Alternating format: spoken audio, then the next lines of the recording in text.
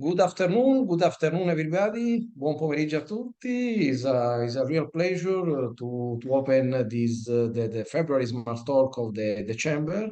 We have the honor to have as a guest Professor Panayiotis Zaphiris, who is the director of the Cyprus University of Technology and also the president of the Cyprus Rectors Association. We are really honored and really happy to have him with us today. Thanks for your presence. The Smart Talk will be moderated by the Vice President of the Italian-Cypriot Chamber of Commerce, Federico Franchina, who is also a professor. So we are in the academy, the academic. We will follow an academic line. And no, we are really happy. Just a couple of words for the presentation of Professor Zaphiris, and then also to a couple of words about the goal of the chamber and the importance for the chamber to organize this Smart Talk today with Professor Zaphiris, because the promotion of the scientific cooperation is one of the goal of the chamber, and especially the creation of links between industry and academy. So it's really important for us. And this not only regarding the research project, so the collaboration among industry and university for research project, but more in general, because we strongly believe that is absolutely important this kind of cooperation for the future of our countries.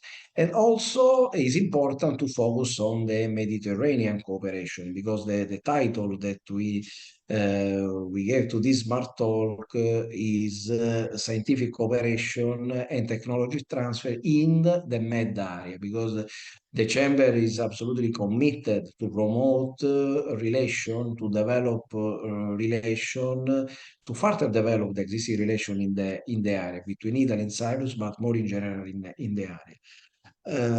Professor Zaphiris, I read his CV. It was really impressive CV, especially for his experience in US also, as he has a PhD. A PhD in human computer interaction in US, also another in engineering system and electrical engineering in US, also an experience in London before to back to Cyprus. But also I read a really impressive experience regarding the research project, regarding funded research project. So it is a really impressive CV, and we believe that, and this also is the rector of the Cyprus University of Technology from 2020, from 2020, if I'm not wrong, and also is currently the president of the Cyprus Rector Association. Is a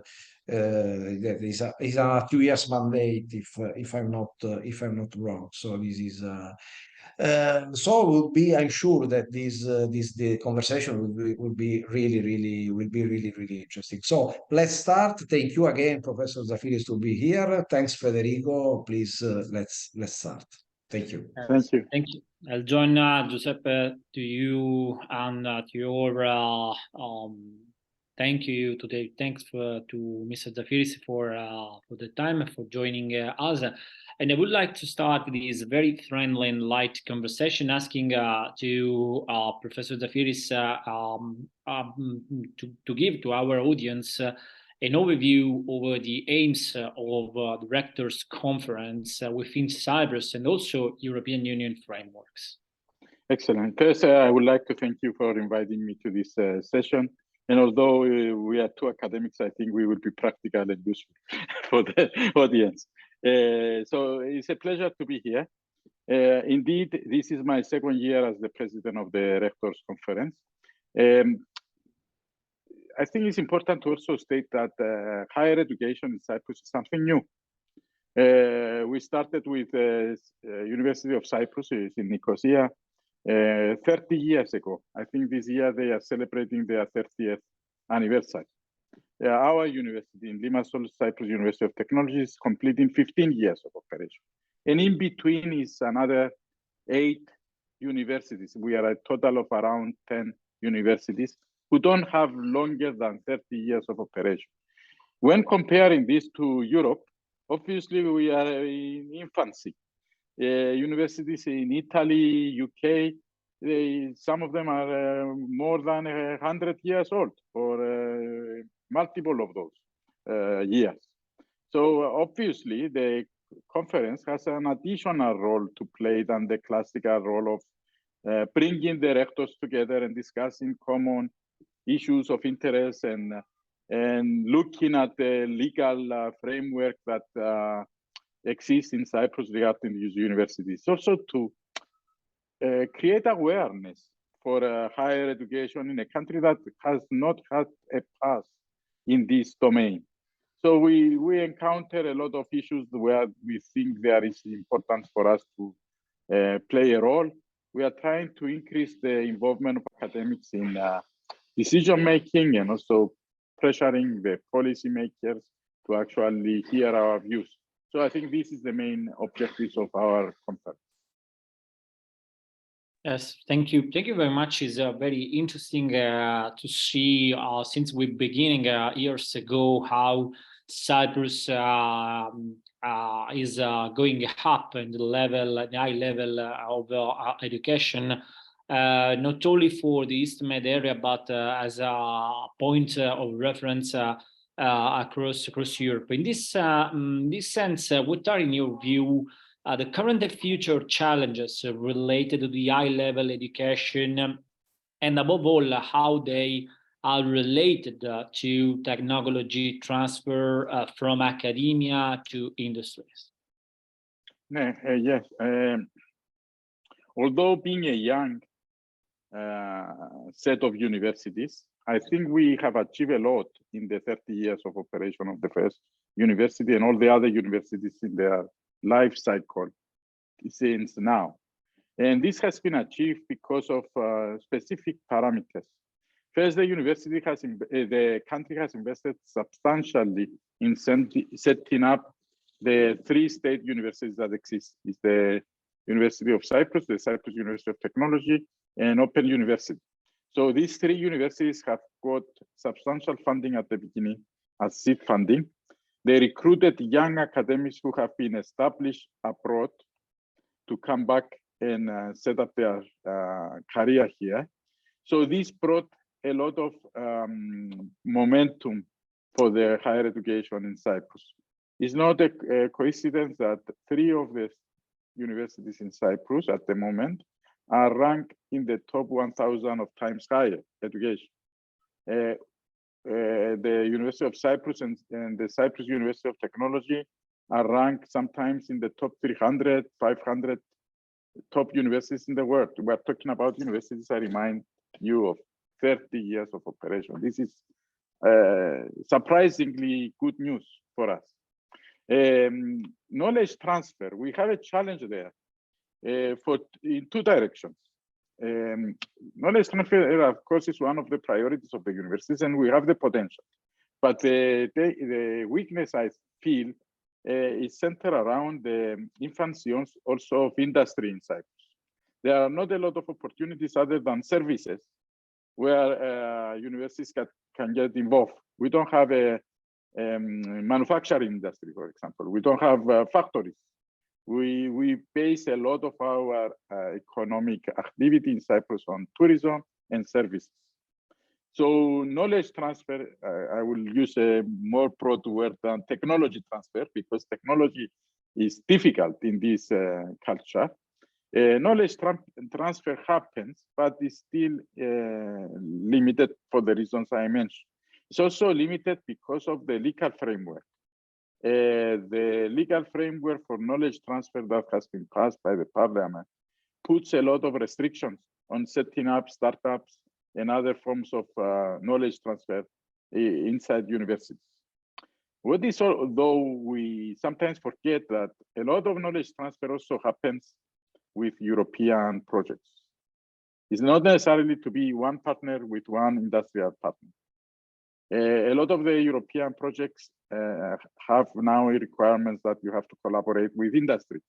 So through those, because we have been very successful in securing European projects, I think there is a lot of potential to collaborate with Italy in this case, from Cyprus through European projects of knowledge transfer, which might have a focus on knowledge transfer or might have a focus on basic research, but still have a component of training or knowledge transfer in the sense of technology transfer.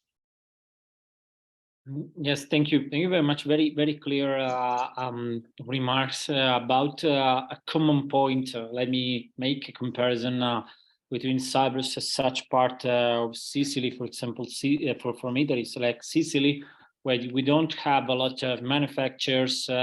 We neither have services developed as a Cyprus, but as you said before, we have knowledge, we have people. In this sense, which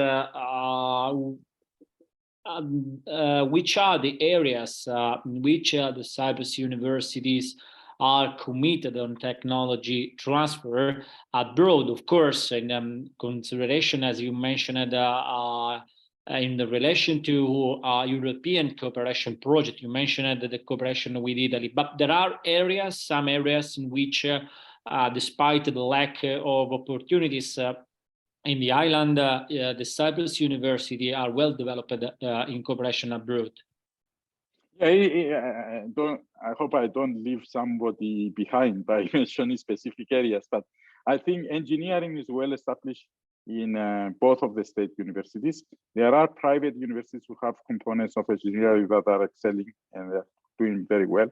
I think we have, at the moment, there has been a push in the last few years in the medical and health industry and professions, quite a big push. There is also, Cyprus has been very successful in securing a number of, they are called teaming projects. They were projects funded by EU to establish centers of excellence in specific areas. So one should carefully study those. I will mention a few that I know, but I am sure I would forget a few. There are centers of excellence focusing on satellite data and the analysis of satellite data to solve societal problems. There is a center of excellence on new media. There is a center of excellence on blue economy, which has to do with the sea and the elements around it. There is a center of excellence, and a recent one on cancer research, which has been set up at the moment at the University of Cyprus. So there are, I think, 6 or 7 of those. And there's nucleus of a lot of research activity that has potential for knowledge transfer. And actually, they were set up for this purpose. So they are satellite from the universities. They operate in one hand independently, but they are run by academics that are settled in the university. So it's a sharing culture. You have both worlds. You have the university professors participating in these centers. And on the other hand, you have these centers that are not managed by bureaucratic university procedures, and they can more quickly get involved with the industrial collaborations. Yes, thank you. And in this sense, you have mentioned before how the regulatory framework makes it difficult to develop, to improve such kind of cooperation between industry and the universities. In this sense, and due to the current regulatory framework, that the new words, we do hope that will be changed in a more friendly way. How, for example, business entrepreneurs and startups, taking in consideration we have a lot of associates, most of them are in a very advanced sectors. You mentioned healthcare. But in this case, how these kinds of people in the business are encouraged to develop ideas into products that enable to create job and improve quality of life in Cyprus and, of course, in the European Union as well. I think it's good to name a few actions that the state itself took to improve this situation. First, the government has set up a ministry that is focusing specifically on research and knowledge transfer.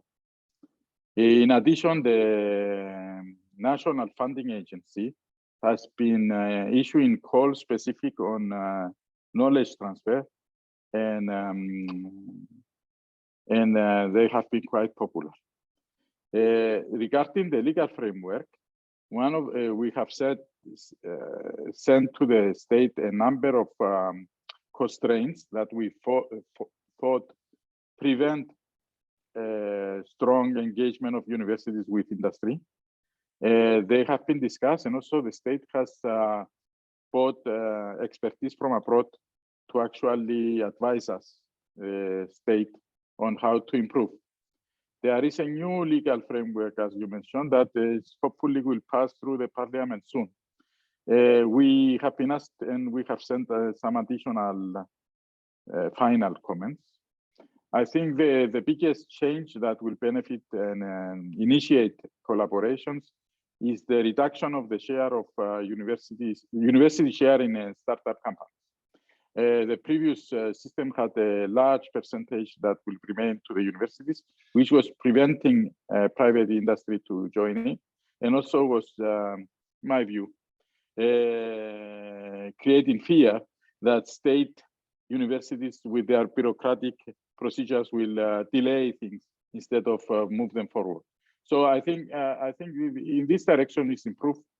We hope this will encourage academics to commercialize their ideas and benefit both the universities and also industry.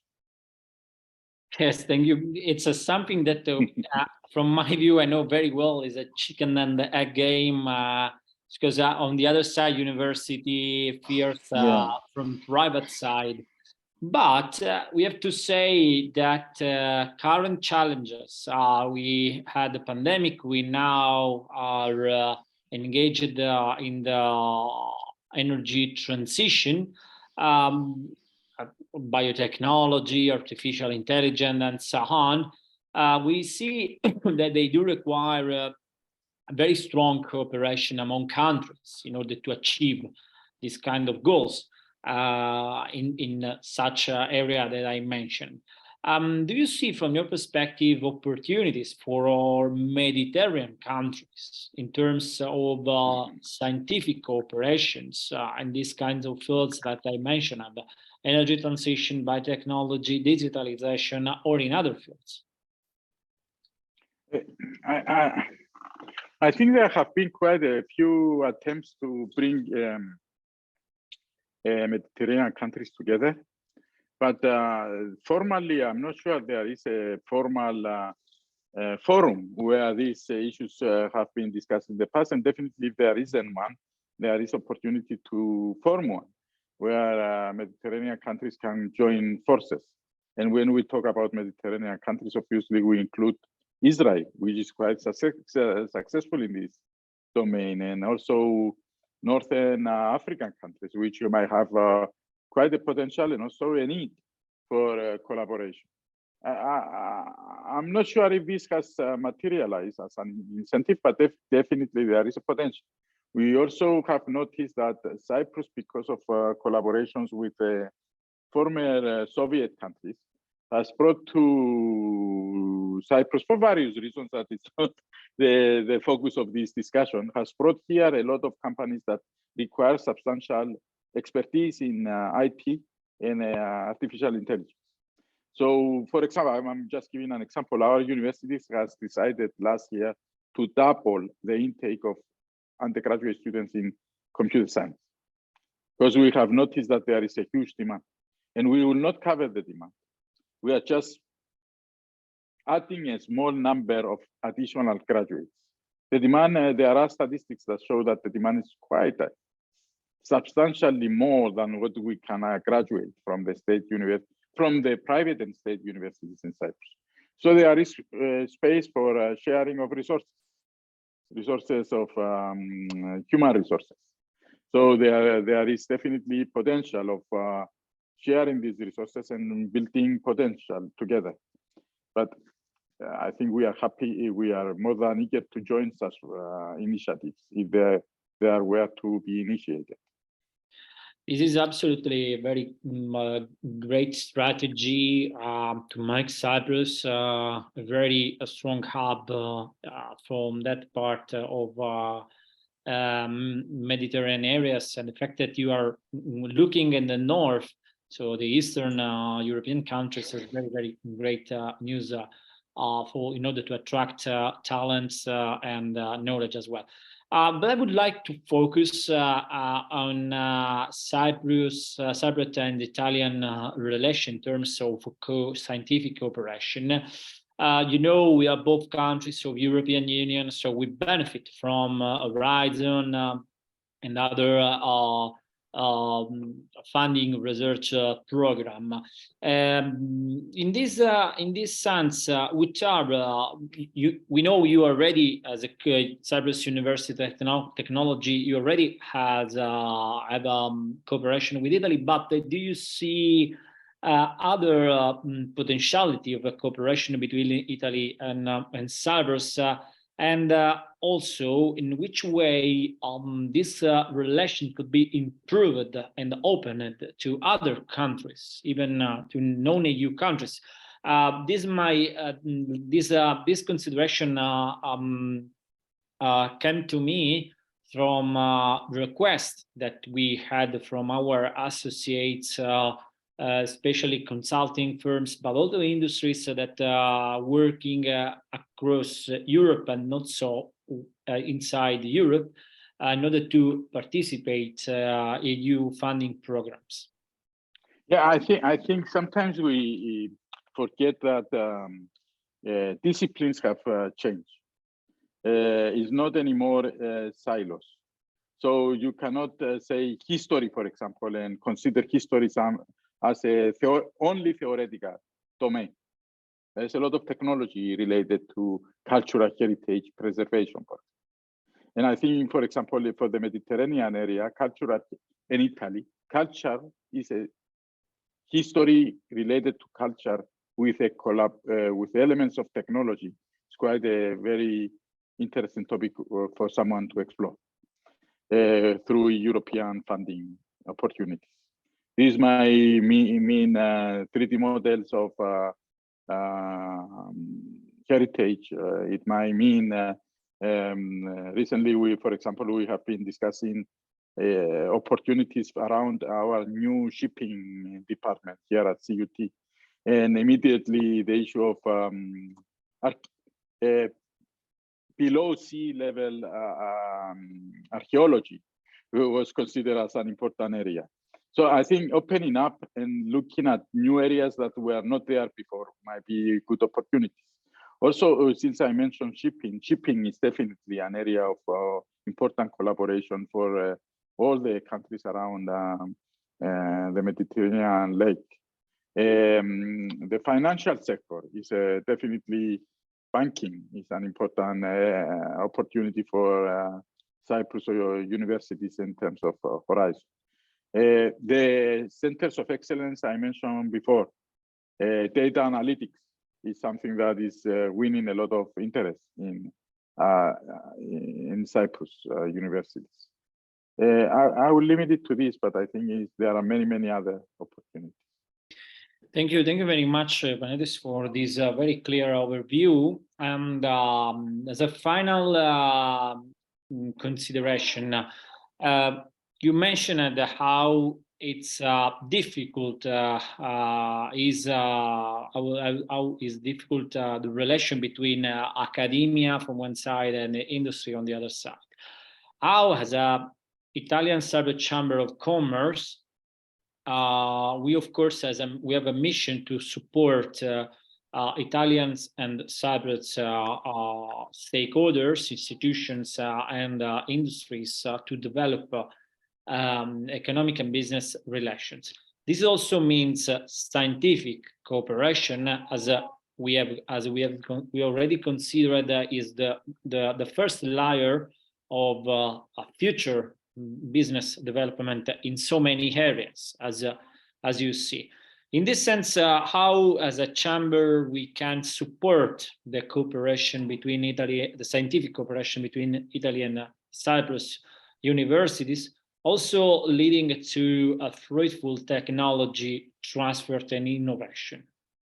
Yeah, I think there is a huge potential, and I will describe it because I was thinking about this quite a lot the last few days preparing for this meeting. I think Cyprus has a very strong and successful and open-minded chamber of commerce. We need to think of that as an asset in this opportunity. I know a few people there who have took initiatives that are quite in the right direction. So if, for example, the Chamber of Commerce of Italy and the Chamber of Commerce of Cyprus were to come together and issue calls for collaboration between industry in both of the countries and universities from both of the countries, that will create quite a lot of potential, you know. And this can be a pool of resources. It doesn't have to be a lot of money. It's not the issue of where will we find the money. It can be a small seeding fund scheme that will initiate collaborations and networks around these opportunities. And I have a feeling the Chamber of Commerce in Cyprus will be very interested in this. Yes, this is a very great honor from our side, but also a very heavy task to carry on. And well, I would like to thank you very much, Professor Zaphiris, for the time spent with us, for the very relevant consideration, remarks, and information you have provided. We will make very good use of this time because at the end of May, we plan to have a business forum in Italy between Italy and Cyprus. And we do believe that one of the main area, one of the topic that we want to put on the table, and we want to speakers, we will encourage speakers to challenges is the scientific cooperation through the industry challenges through the lens of scientific cooperation. We said before, and you have given us a very clear example how is important to have cooperation in terms of scientific one in order to deal with the current and future challenges. We need a very strong research in so many areas. So we need to create a very good environment. So, in this sense, we do believe that between Italy and Cyprus, university and stakeholders, we do our best to create and to support the creation of this environment. So I would like to thank you once again, and I give to everybody the news of this meeting at the end of May. We do it in Italy, maybe in Rome or Milan. We will have to fix the location, and the scientific cooperation.